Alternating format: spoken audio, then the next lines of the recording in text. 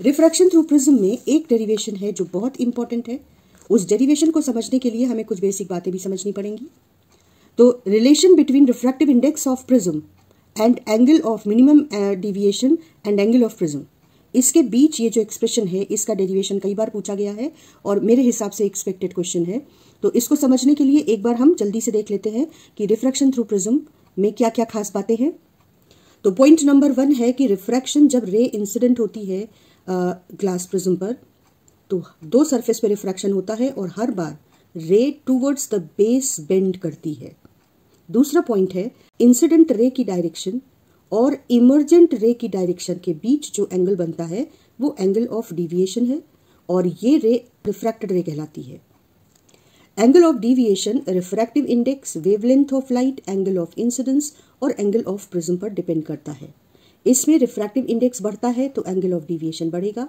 Wavelength of light पर थोड़ा complicated ढंग से रिफ्रैक्शन डिपेंड करता है, इसको हम डिस्पर्जन में डिटेल में स्टडी करेंगे। एंगल ऑफ इंसिडेंस पर डिपेंड करता है एंगल ऑफ डिविएशन और एक खास किस्म से डिपेंड करता है। जब हम एंगल ऑफ इंसिडेंस बढ़ाते हैं तो एंगल ऑफ डिविएशन पहले कम होता है, मिनिमम वैल्यू अटेन करता है और उसके बाद बढ़ता है। तो ये जो ग्राफ है ये बहुत बहुत बहुत इंपॉर्टेंट है और काफ़ी अच्छी तरह से ड्रॉ करके लेबल करके इसको लर्न करके एग्जाम में जाना है। तो यहाँ पर एंगल ऑफ डिविएशन की मैक्सिमम वैल्यू मिलती है for angle of incidence equal to 90 degree.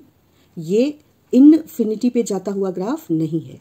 दूसरा पॉइंट कि ये असिमेट्रिक कर्व है, ये हिस्सा छोटा है और ये थोड़ा सा स्प्रेड करता हुआ है।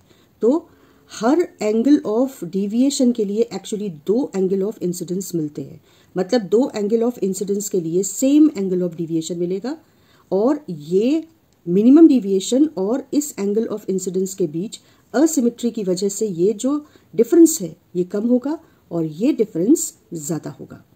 इसके बाद मिनिमम डिविएशन एक अकेला डिविएशन एंगल है जो सिर्फ एक पर्टिकुलर एंगल ऑफ इंसिडेंस के लिए मिलता है। तो ये खास बातें हो गई इस ग्राफ को लेकर। एक्चुअली ये एंगल ऑफ डिविएशन और एंगल ऑफ इंसिडेंस के बीच के रिलेशन को बताता है। एंगल ऑफ प्रिज्म बढ़ता है तो एंगल ऑफ डिविएशन बढ़ता है। तो जो पॉइंट्स हमने समझे उनको हमने ढंग से नोट कर लिया। और अब बेहद खास बात, एंगल ऑफ इंसिडेंस आई और angle of emergence. Angle of emergence कहते हैं इमर्जेंट रे और नॉर्मल के बीच के एंगल को। एंगल ऑफ इंसिडेंस है नॉर्मल और इंसिडेंट रे के बीच के एंगल को।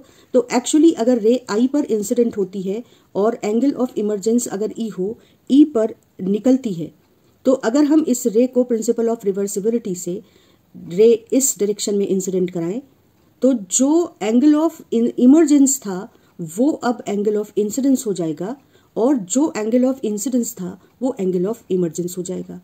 इस पॉइंट को इस ग्राफ में हम बहुत खास तरीके से देखते हैं। एंगल ऑफ इंसिडेंस आई के लिए एंगल ऑफ डिविएशन डेल्टा है, एंगल ऑफ इमर्जेंस ई के लिए भी एंगल ऑफ डिविएशन डेल्टा है। लेकिन जब मिनिमम डिविएशन पोजीशन प्रिज्म की है तो देखो एंगल ऑफ इंसिडेंस और एंगल ऑफ इमर्जेंस ये इक्वल हो गए हैं और एक खास particular value angle of incidence की जो एंगल ऑफ इमर्जेंस भी होगी कब, जब एंगल ऑफ डिविएशन मिनिमम हो। तो एंगल ऑफ इंसिडेंस और एंगल ऑफ इमर्जेंस इक्वल होते हैं जब एंगल ऑफ डिविएशन मिनिमम हो, प्रिज्म इस तरीके से सेट हो कि मिनिमम डिविएशन रे का हो रहा है, तो ये दोनों एंगल्स उस वक्त बराबर हो जाएंगे। जिस एंगल पर रे इंसिडेंट होगी उसी एंगल पर रे इमर्ज भी करेगी और इसका कॉन्सिक्वेंस ये होगा कि रिफ्रैक्टेड रे बेस के पैरेलल हो जाएगी जब angle of deviation minimum set हो। प्रिज्म पर रे इस तरह से इंसिडेंट हो कि मिनिमम डिविएशन सफर हो करे, प्रिज्म पर रे इस तरह से इंसिडेंट हो कि मिनिमम डिविएट हो, तब आई ई के बराबर होगा और रिफ्रैक्टेड रे बेस ऑफ प्रिज्म के पैरेलल। तो अब हम डेरिवेशन के लिए रेडी हैं। स्नेल्स लॉ का यूज करके अपने डेरिवेशन को स्टार्ट करेंगे। Refractive index of prism with respect to refractive index of surrounding medium is equal to sine I upon sine R. I और आर की values refraction of ray in the prism उस diagram से निकालकर यहाँ रख देंगे तो हम उस एक्सप्रेशन को डिराइव कर लेंगे बिल्कुल सीक्वेंस में जो हमको चाहिए। कैसे निकालेंगे देखो, रिफ्रैक्शन के डायग्राम को ध्यान से देखो। आई एंगल पर रे इंसिडेंट हुई और रिफ्रैक्ट हुई। मान लो कि रिफ्रैक्शन का एंगल R1 है फर्स्ट सरफेस पर। अब ये रे इंसिडेंट हुई जब दूसरे सरफेस पे, तो रिफ्रैक्शन का एंगल है R2 और रिफ्रैक्शन के बाद सेकंड सरफेस से रे E एंगल पर इमर्ज हो गई। और जब हमने इमर्जेंट रे को पीछे बढ़ाया और इंसिडेंट रे को आगे बढ़ाया, तो इन दोनों के बीच, डायरेक्शंस के बीच जो एंगल बना वो है एंगल ऑफ डिविएशन। अब यहाँ ध्यान से देखो, ये जो एंगल है ये आई एंगल, और वर्टिकली ऑपोजिट इस पूरे एंगल को देखो, ये भी आई होगा। लेकिन ये एंगल है R1, तो ये जो छोटा सा एंगल है रिफ्रैक्टेड रे और इंसिडेंट रे के बीच, ये जो छोटा सा एंगल है, यूं कह सकते हैं कि इंसिडेंट रे पहली सरफेस पर जो डिविएट हुई वो जो एंगल है वो हो जाएगा I माइनस R1। ये यहां नोट कर लिया। और इसके बाद सेम लॉजिक से ये E, वर्टिकली ऑपोजिट एंगल ये E, ये छोटा एंगल R2, तो ये एंगल E माइनस R2। इन दोनों को यहां पर हमने पहले, उसके बाद इस ट्राइंगल से ये जो शेडेड रीजन है ये एक्सटर्नल एंगल है डेल्टा, तो delta will be equal to this angle plus this angle. ये हमने एज इट इज लिख दिया। Delta is I minus R1 और E माइनस R2। वापस से डायग्राम पे जाते हैं। अब इस छोटे से ट्राइंगल को देखेंगे, पिंक शेडेड, यहां पर R1, R2 और ये एंगल जो कि 180 माइनस ए होगा। क्यों? इस क्वाड्रिलेटरल में ये नॉर्मल और ये प्रिज्म का सरफेस, तो ये 90 डिग्री, ये नॉर्मल और ये प्रिज्म का सरफेस, तो ये एंगल भी 90 डिग्री, तो ये 90 90 180 हो गए। तो ये सामने वाले दोनों एंगल्स का सम भी 180 होगा। तो ये अगर एंगल ऑफ प्रिज्म ए है तो इसके ठीक सामने वाला जो ये एंगल है ये 180 माइनस ए होगा। तो अब इस ट्राइंगल में R1 plus R2 plus this whole angle, this should be equal to 180। इसको जब लिखेंगे तो R1 plus R2 plus 180 minus A, इन तीनों का सम ट्राइंगल में 180 होगा। तो ये 180 तो कैंसिल हो जाएगा और ये angle of prism right hand side पे जाएगा। तो हमें एक बहुत इंपॉर्टेंट रिलेशन मिलेगा, R1 plus R2 is equal to angle of prism A. तो जो एंगल ऑफ रिफ्रैक्शन है ये दोनों, इनका सम एंगल ऑफ प्रिज्म के बराबर होता है। ये हमको याद रखना है। फर्स्ट सरफेस पे जो एंगल ऑफ रिफ्रैक्शन है और सेकंड सरफेस पे ये जो एंगल ऑफ इंसिडेंस है ये ए के बराबर होता है एंगल ऑफ प्रिज्म के।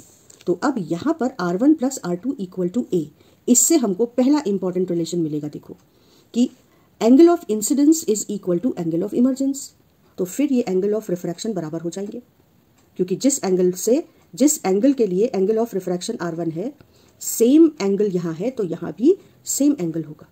R1 R2 बराबर हो गए तो इसको हमने कहा एंगल R, और इसलिए R1 plus R2 which can be written as 2R is equal to angle A, therefore angle of refraction R is equal to A/2। तो ये डेरिवेशन का पहला पार्ट खत्म होता है जहां हमने एंगल ऑफ रिफ्रैक्शन की value angle A/2, angle of prism divided by 2, ये निकाल लिया। जो भी कुछ हमने यहाँ डिस्कस किया वो मिनिमम डिविएशन की पोजीशन है प्रिज्म की, यानी जब रे इंसिडेंट हो रही है तो वो सबसे कम डिविएट हो रही है प्रिज्म पर, इस तरीके से वो इंसिडेंट हो रही है। तो एंगल ऑफ रिफ्रैक्शन उस केस में एंगल ऑफ प्रिज्म का आधा होता है। ये बात हमको न्यूमेरिकल के लिए याद रहनी चाहिए। तो ये एक पार्ट हो गया। अब एंगल ऑफ इंसिडेंस कैसे निकालेंगे, इस बात को उठाकर हम यहां रख देंगे। तो अब मिनिमम डिविएशन पोजीशन में ये तो डेल्टा मिनिमम लिख देंगे, ये दोनों बराबर हो जाएंगे और ये ऐड होकर एंगल ऑफ प्रिज्म के बराबर हो रहा है। Angle of deviation delta minimum है, I और E बराबर है, और R1 प्लस R2 ये एंगल ऑफ प्रिज्म के बराबर है। तो minimum deviation angle is equal to I plus E की जगह भी I रख दिया, तो ये 2 एंगल ऑफ इंसिडेंस हो गया, और माइनस ये R1 प्लस R2 की जगह एंगल ऑफ प्रिज्म। तो delta minimum is equal to 2 into angle of incidence minus angle of prism. अब हमें एंगल ऑफ इंसिडेंस की वैल्यू चाहिए, तो हमने इसे सिंप्लीफाई किया। Angle of incidence is equal to delta minimum plus angle of prism divided by 2। तो अब एंगल ऑफ रिफ्रैक्शन और एंगल ऑफ इंसिडेंस दोनों की वैल्यूज आ गई, उठाकर हमने स्नेल्स लॉ में रख दिया, और जो डेरिवेशन हमको करना था वो हमारा प्रूव हो गया, कंप्लीट हो गया। मेरे अकॉर्डिंग ये बहुत इंपॉर्टेंट है, काफी एक्सपेक्टेड क्वेश्चन है।